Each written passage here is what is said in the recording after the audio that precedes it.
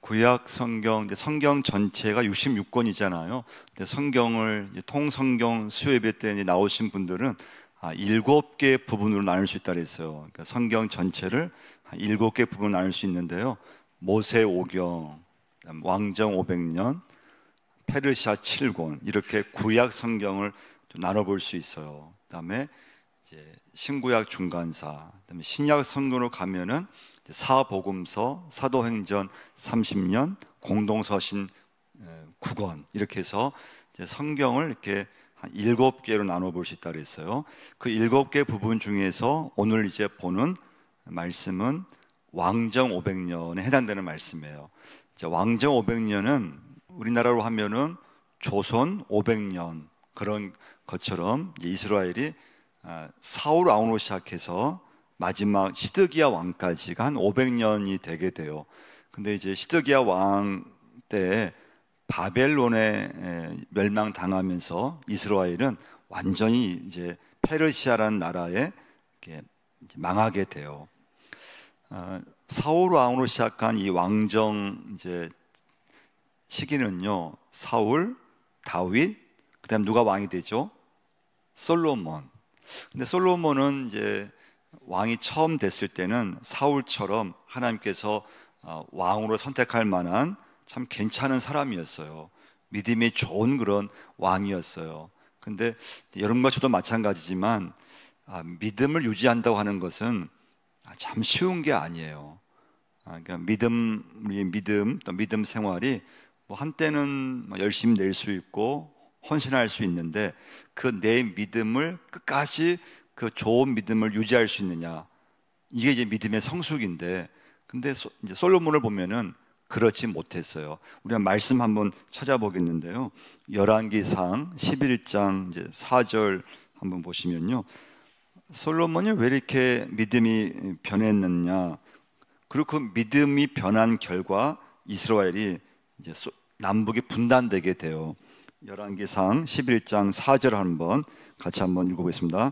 솔로몬의 나이가 많을 때 그의 여인들이 그의 마음을 돌려 다른 신들을 따르게 하였으므로 왕의 마음이 그의 아버지 다윗의 마음과 같지 아니하여 그의 하나님 여호와 앞에 온전하지 못하였으니. 자, 솔로몬의 문제는 무엇인가 하면 솔로몬은 이방 나라들로부터 공주들을 조공으로 이렇게 받게 된 거예요. 그러니까 나라가 이스라엘이 강하고 그러니까 막강하니까 주변 나라 왕들이 자기 딸, 자기의 공주를 솔로몬에게 바친 거예요. 그러니까 잘 봐달라는 거죠. 그래서 그 이제 공주들이 솔로몬과 정략 결혼을 하게 되는데, 문제는 그 공주들이 다 이방 신을, 우상을 섬겼는데 그 우상을 그대로 이제 이스라엘로 갖고 왔다는 거예요. 열왕기상 11장 9절도 한번 보시면요, 9절부터 11절 읽겠습니다. 솔로몬이 마음을 돌려 이스라엘의 하나님 여호와를 떠남으로 여호와께서 그에게 진노하시니라. 여호와께서 일찍이 2번이나 그에게 나타나시고 이 일에 대하여 명령하사 다른 신을 따르지 말라 하셨으나 그가 여호와의 명령을 지키지 않았으므로 여호와께서 솔로몬에게 말씀하시되 내게 이러한 일이 있었고 또 내가 반드시 내 언약과 내가 내게 명령한 법도를 지키지 아니하였으니 내가 반드시 이 나라를 내게서 빼앗아 내 신하에게 주리라. 결국 이스라엘은 솔로몬이 죽고 나서 딱 나라가 둘로 나눠지게 돼요. 그러니까 여러분, 참 이 믿음이로 하는 게 똑같은 사람인데, 믿음이 좋았던 사람인데 또 어느 한순간에 믿음이 아예 없는 사람처럼 된다는 것을 여러분과 제가 꼭 기억하셔야 돼요. 그래서 내 믿음을 여러분 잘 이게 유지하는 게 중요해요. 믿음은 누구든 한때는 열심일 수 있고 한때는 믿음이 좋을 수 있지만 또 똑같은 그런 믿음의 사람인데 어느 순간 보면은 믿음이 없는 사람처럼 또 시험에 든다든지 믿음이 없는 사람처럼 행동할 수 있다는 것을 여러분과 제가 기억하셔야 됩니다. 자, 아무튼 솔로몬이 죽고 나서 이스라엘은 딱 2나라로 나눠져요. 12지파 중에서 10개 지파는 여로보암을 중심으로 한 북이스라엘, 그러니까 요즘 우리로 치면은 북한쯤 되는 거고요.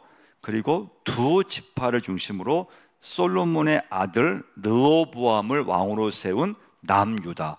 그래서 북이스라엘과 남유다, 이 두 나라로 나눠지게 돼요. 자, 이때 북이스라엘의 왕은 여로보암이라는 왕이에요. 여로보암도 처음에는 괜찮은 왕이었어요. 하나님이 여로보암을 왕으로 선택할 정도로 괜찮은 왕이었고, 그 하나님이 이렇게 이제 이스라엘이 분단이 되면서 북이스라엘도 명절이 되면 반드시 1년에 3차례는 예루살렘 성전에 와서 예배를 드릴 것을 말씀하셨고, 여로보암 왕도 그렇게 하겠습니다 약속을 했어요. 6월절, 77절, 초막절, 이 당시 이스라엘이 굉장히 강하게 이렇게 지켰던 3대 명절이거든요. 그 3대 명절이 되면은 북이스라엘, 남북이 분단됐지만 예루살렘 성전에 다 내려와서 함께 예배를 드려야 됐어요. 그래서 여로보암이 그것을 약속을 한 거예요. 그런데 시간이 지나면서 여로보암이 그 약속을 어기게 돼요. 그러니까 자기 마음대로 베델과 단에 제단을 만들고 우리 예루살렘에 갈 필요 없다고 얘기를 하고 여기서 우리가 예배하면 되는 거지. 그리고 원래 레위 지파만 제사장이 될 수 있는데 아무나 제사장으로 세우게 돼요. 오늘 말씀의 제목이 사랑의 줄, 사명의 줄이에요. 하나님은 여러분과 저에게 오늘도 하나님은 우리를 사랑의 줄로 여러분과 저를 붙잡고 계시는 줄 믿습니다. 근데 우리는 자꾸 이 줄을 놓으려고 한다는 거예요. 믿음의 줄을 놓으려고 하고, 또 주신 사명이 있는데 또 믿음이 또 약해지면은 사명도 다 놓아버리게 되고. 근데 하나님이 한번 택한 사람을 절대 하나님께서는 놓아주지 않는다는 거예요. 끝까지 사랑으로, 끝까지 긍휼하심으로 여러분과 저를 붙잡고 계시고, 북이스라엘과 남유다를 비록 하나님을 떠나서 그로 인해서 두 나라가 되었지만 하나님의 사랑은 이어졌다는 거예요. 그래서 오늘 말씀의 제목이 사랑의 줄, 사명의 줄이에요. 자, 이 북이스라엘은요, 여로보암 때부터 쭉 이제 하나님과는 완전히 반대되는 나라가 돼요. 말씀에서는 완전히 벗어나게 돼요. 그러니까 이제 결국 하나님은 북이스라엘의 문을 닫게 하셨어요. 그 당시 아수르라는 나라를 통해서 북이스라엘에게 하나님께서 여러 번 선지자를 보내서 하나님께 돌아오라고 말씀하셨지만 우상 숭배하죠. 또 말씀을 어기죠. 그래서 결국은 북이스라엘은 아수르를 통해서 이제 나라의 문을 닫게 됐어요. 그때 생긴 사람이 사마리아인이라고 해요. 사마리아인. 따라해보고 사마리아인. 이 사마리아인은 아수르라고 하는 나라는 다른 나라를 지배하면은 자기 나라 남자들을 그 나라에 이렇게 집단으로 가게 해서 그 이제 정복한 나라의 여성들과 강제로 결혼을 시켰어요. 그럼 이제 피가 섞이게 되죠. 혼혈이 돼요. 이때 북이스라엘에 생긴 그 아수르 남자와 북이스라엘 여자와의 이제 가정에서 나온 자녀를 사마리아인이라고 한 거예요. 그때부터 이스라엘은 사마리아인을 무시하고 멸시하기 시작한 거예요. 그 이유는 피가 섞였다고 하는 이유 때문에 그런 거예요. 자, 그런데 여러분, 이제 여기서 중요한 건 북이스라엘이 아수르에 멸망당하고 800년이 지나면 누가 오시는가 하면 예수 그리스도가 이 땅에 오시게 돼요. 자, 하나님이 여러분 이제 구약 성경 호세아서를 보면은 이 호세아서의 메시지가 뭔가 하면요, 북이스라엘을 하나님께서 계속 용서할 계획을 하나님께서 세워주시겠다는 것이 호세아서의 메시지예요. 그럼 호세아서 한번 11장 8절 한번 찾아보겠어요. 호세아서 11장 8절을 한번 찾아보시면요, 북이스라엘이 잘못해서 처벌받는 건 마땅했지만, 나라의 문을 닫았지만, 그러나 하나님의 사랑의 준을 포기하지 않으셨다는 거예요. 끝까지 다시 북이스라엘을 용서하시고 품을 그런 계획을 하셨는데, 호세아 11장 8절 말씀 같이 읽겠습니다.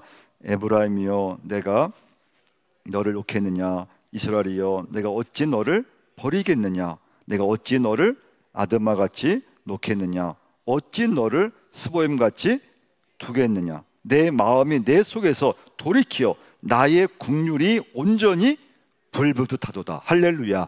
이것이 하나님 마음이라는 거예요. 에브라임, 북이스라엘 말이에요. 내가 어찌 너를 놓겠느냐, 이스라엘이여 내가 어찌 너를 버리겠느냐. 하나님의 마음은, 하나님의 사랑의 그 줄은 절대 포기하지 않으신다는 거예요. 단지 잠시 북이스라엘을 아수르를 통해서 나라의 문을 닫아버렸고, 사마리아라고 하는 그런 혼혈이 생겨서 사람들로부터 멸시당하고, 그렇지만 800년 후에 예수 그리스도가 이 땅에 오셔서 그 사마리아인들을 사랑하셨고 용서해 주셨다는 것을 믿으시기를 바랍니다. 그래서 여러분, 사도행전 1장 8절 말씀 잘 아는 말씀이잖아요. 오직 성령이 너희에게 임하시면 너희가 권능을 받고, 그 다음 뭡니까? 예루살렘과 온 유대와 사마리아와 땅 끝까지 이르러 내 증인이 되리라 하시니라. 사마리아가 나오는 거예요. 자, 두 번째 소 제목은 절망 앞에 선 희망인데요, 거기 빨간 글씨 한번 우리 받으신 말씀 자료 한번 읽어보겠습니다. 성전이 불타는 절망 앞에서 오히려 하나님의 본심이 새 언약, 마음 언약이라고 외치는 예레미야의 희망선언. 자, 북이스라엘은 아수르에 의해서 나라가 멸망했어요. 근데 하나님의 사랑의 줄, 사명의 줄은 포기하지 않으시고, 호세아를 통해서 또 800년 후에 예수님을 통해서 하나님의 사랑과 용서는 계속 이어졌다는 거예요. 자, 남유다는 북이스라엘이 BC 721년에 멸망을 했어요. 그리고 150년간을 남유다는 더 이렇게 나라를 유지해요. 근데 결국은 이제는 바벨론이라는 나라에서 남유다는 멸망을 당해요. 그리고 나라가 완전히 이렇게 성전도 불에 타버리고, 그리고 또 바벨론 포로로 잡혀가고, 그러니까 아무런 희망이 없잖아요. 완전 절망이에요. 자, 그런데 그 절망인데 그 절망으로 끝난 것이 아니고, 그 절망 앞에 선 뭐가 있다고요? 희망이 있다는 거예요. 하나님은 홀로 남은 남유다에게 150년간의 시간을, 기회를 줬어요. 자, 그런데 하나님은 남유다로 하여금 그 어떻게든지 하나님의 나라의 사명 감당하기를 원하셨는데, 남유다는 감당하지를 못했어요. 남유다는 끝까지 하나님 말씀에 귀를 기울이지 않았어요. 그 결과는 바벨론이라는 나라에 이제 나라가 멸망하고 바벨론 포로로 끌려가는 신세예요.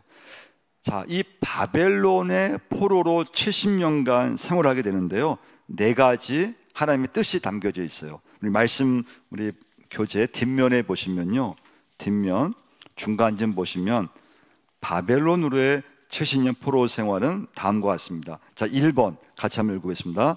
남유다 사람들의 죄에 대한 하나님의 징계였습니다. 남유다가 약속의 땅 가나안에 들어온 이래로 900년 동안 지키지 않은 안식일, 안식년, 신년의 날수가 70년이나 된다고 말씀하십니다. 70년 동안 바벨론 포로로 끌려가 징계를 받는 것입니다. 그러니까 바벨론 포로는 첫 번째 의미는 하나님의 징계. 그 징계는 뭔가 하면 가나안 땅에 들어와서 지금까지 하나님의 말씀대로 안식년 또 안식일, 요즘 말로 하면 뭐 주일을 지키지 않았던 계산을 해보니까 70년의 기간이 되었다는 거예요. 자, 2번 한번 읽어보겠습니다. 남유다 백성에 대한 제사장 나라의 재교육 기간이었습니다.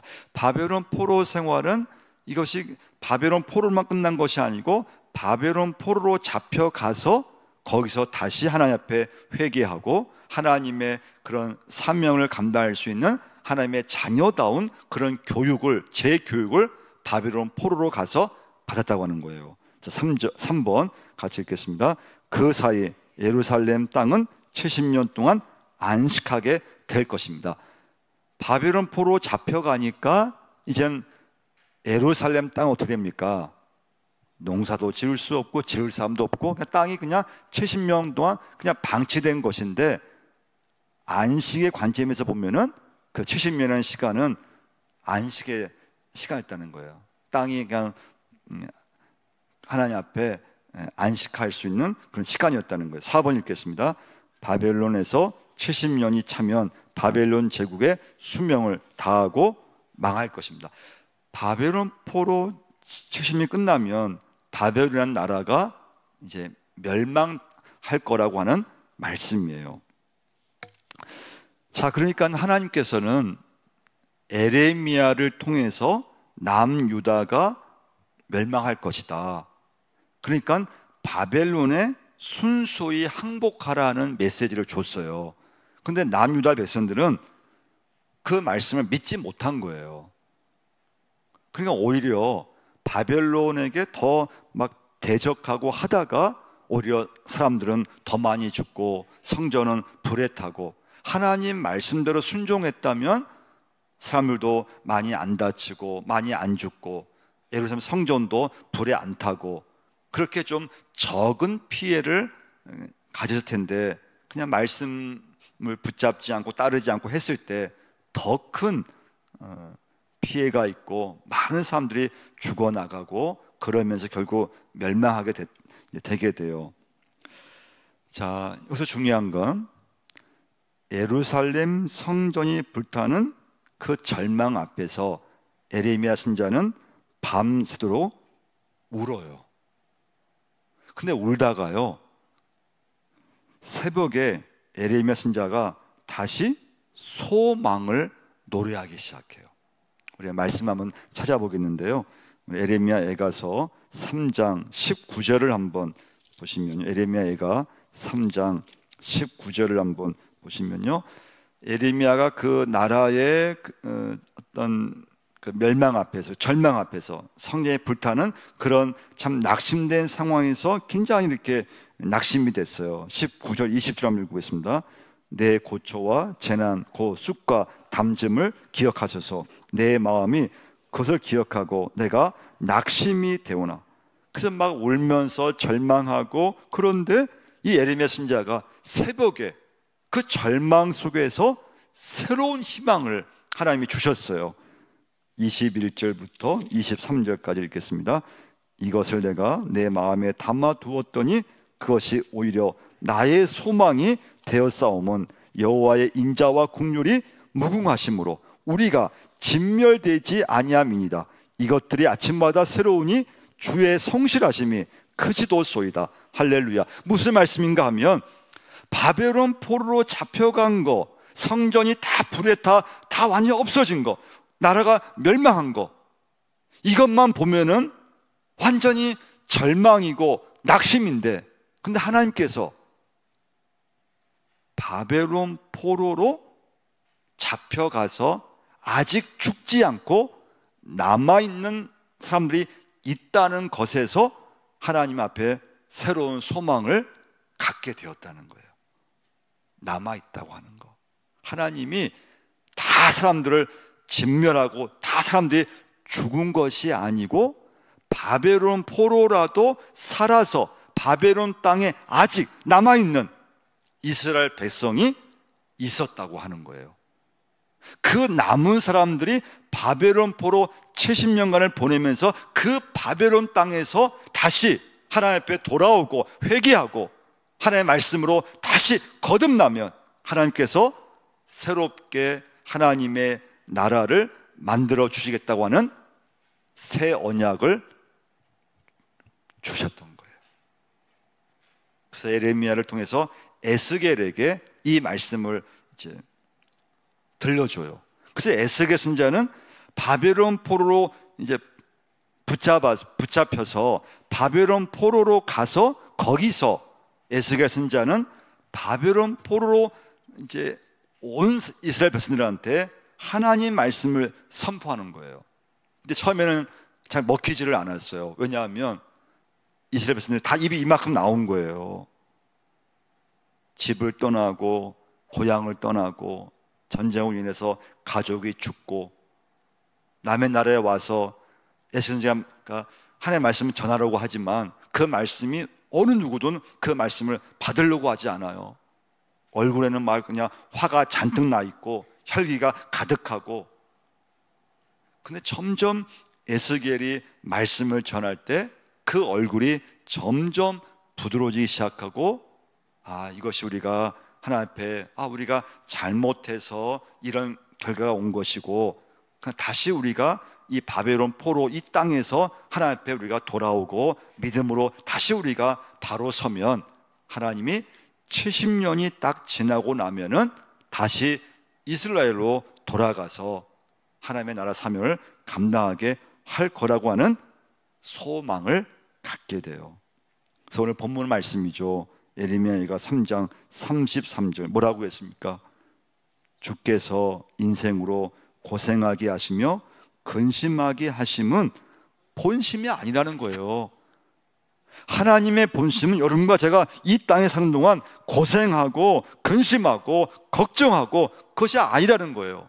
근데 겉으로 보면은 내 인생이 막 하는 일도 안 되는 것 같고 막 절망스러운 일이고 다 그렇게 걱정처럼 보이는데, 하나님의 진짜 마음은 여러분과 저에게 하나님께서는 근심을 주려고 한다든지 그게 하나님의 본심이 아니라는 거예요.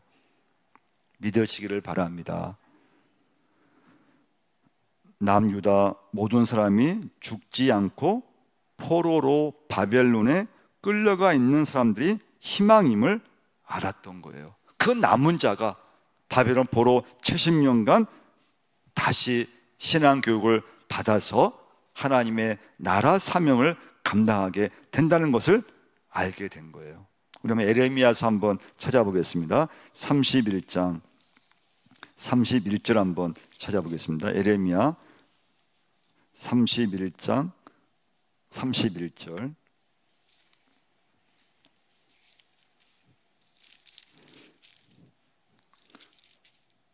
에레미야 31장 31절부터 33절까지 한번 읽겠습니다. 여호와의 말씀이니라. 보라, 날이 이르르니 내가 이스라엘 집과 유다 집에 새 언약을 맺으리라. 이 언약은 내가 그들의 조상들의 손을 잡고 애굽 땅에서 인도하여 내던 날에 맺은 것과 같지 아니할 것은 내가 그들의 남편이 되었어도 그들이 내 언약을 깨뜨렸음이라. 여호와의 말씀이니라. 그러나 그날 후에 내가 이스라엘 집과 맺을 언약은 이러하니 곧 내가 나의 법을 그들의 속에 두며 그들의 마음에 기록하여 나는 그들의 하나님이 되고 그들은 내 백성이 될 것이라. 여호와의 말씀이니라. 여기 31절에 뭐라고 했습니까? 끝에 보니까 새 언약을 맺으리라. 새 언약의 백성이 된다는 말씀이에요. 그래서 에스겔이 바벨론 포로들에게 하나님 말씀으로 설득을 해요. 우리 한번 마지막으로 에스겔서 11장 한번 찾아보시면요, 에스겔서 11장 19절을 한번 찾아보시겠는데요, 에스겔 11장 19절과 20절을 한번 읽어보겠습니다. 내가 그들에게 한 마음을 주고 그 속에 새 영을 주며 그 몸에서 돌 같은 마음을 제거하고 살처럼 부드러운 마음을 주어 내 율례를 따르며 내 규례를 지켜 행하게 하리니 그들은 내 백성이 되고 나는 그들의 하나님이 되리라. 그러니까 이스라엘 백성이 처음에는 돌 같은 무거운 마음을 갖고 있었다는 거예요. 말씀을 전해도 그 말씀을 막 다 거절하고, 그러니까 여러분과 좀 마찬가지죠. 우리 살면서 좀 안 좋은 일을 만나고 뜻대로 안 되면 우리는 다 하나님 앞에 마음이 다 닫혀져 있게 되고 또 막 마음도 언짢게 되고, 그런데 에스겔 말씀 보면 그 몸에서 새 영을 주어 돌 같은 마음을 제거하고 살처럼 부드러운 마음을 주어 내 율례를 따르며 내 규례를 지켜 행하게 하리니 그들은 내 백성이 되고 나는 그들의 하나님이 되리라. 예수님이 이 땅에 오셔서 이 새 언약을 완성하게 되죠. 그러니까 에레미야 선지자가 새 언약의 백성이 될 거라고 약속해 주셨고, 그리고 예수님께서 이 땅에 오셔서 누가복음 22장 20절 말씀이죠. 저녁 먹은 후에 잔도 이와 같이 하여 이르시되 이 잔은 내 피로 세우는 새 언약이니, 할렐루야, 새 언약 곧 너희를 위하여 붓는 것이라. 그래서 이 새 언약을 예수님께서 완성시키시는 것을 볼 수가 있습니다. 여러분, 하나님의 마음, 하나님의 본심은 여러분과 제가 살아가면서 어떤 일을 만나도 근심하거나 고난당하거나 고통당하는 것이 하나님의 본심이 아니라고 하는 것. 우리 하나님은 끝까지 여러분과 저를 사랑의 줄로, 사명의 줄로, 믿음의 줄로 우리를 붙잡고 계시는데, 문제는 내가 내 마음이 자꾸 변한다는 거죠. 내 마음이 변해서 하나님과 자꾸 멀어지게 되고 그 믿음의 줄을 자꾸 내가 놓아버리려고 한다는 거예요. 그러나 끝까지 하나님은 여러분과 저를 꼭 붙잡고 계시는 줄 믿습니다.